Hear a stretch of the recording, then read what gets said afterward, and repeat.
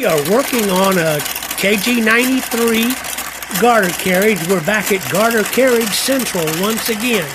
This one has knitted 160 rows on a 1x1 card, which makes this kind of a pattern.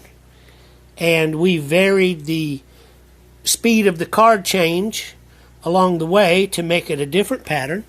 Now what I want to do is stop it for just a second while we've got this really nice view here, because a lot of friends have asked about the turnaround on the garter carriage.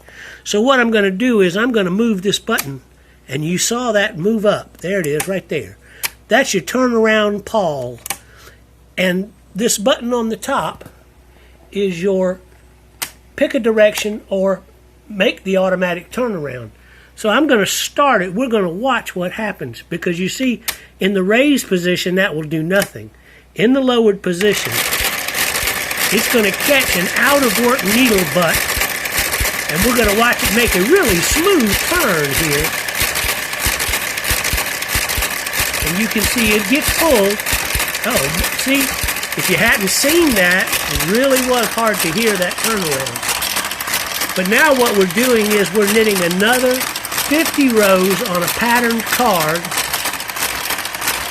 and we've got 20 rows left to go, and then we'll take a look at the sample that we've made. It's coming out really nice. Here we are, it's doing its dance.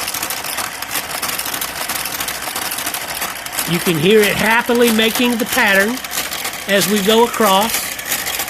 Now we're going to make that directional change again, and there's your choice of direction button on top in the blue area, and we're going to watch it and let you listen to how smooth that change is. Whoop, there it was, almost missed it, running my mouth. But we'll catch it on the other side, and I'll let you see the pawl from a different angle. We're going in the other direction, and you can see the little turnaround pawl hiding under the edge there, but we're passing the working needles, and we're going to get to that first needle butt that's out of work, and there we went. We made the turn.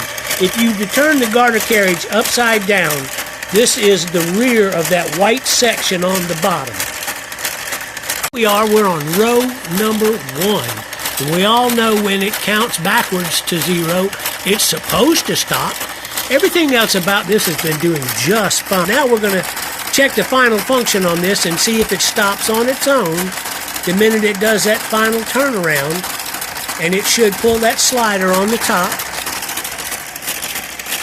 And here we go, we're moving across the working needles behind them, and we should stop when we see that trip on the first out of work needle button.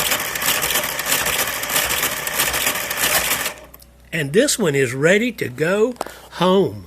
Just for clarity, I've turned this one over, and these are the pawls that we were watching in action. You can see the spring load that makes them go down, and they pull in either direction. One pulls one way, and one pulls the other way. So this is what we were looking at, and this is what turns the machine. There's a lever underneath the edge of these two, and that is what reverses the machine. So the only thing you can really see is that lever.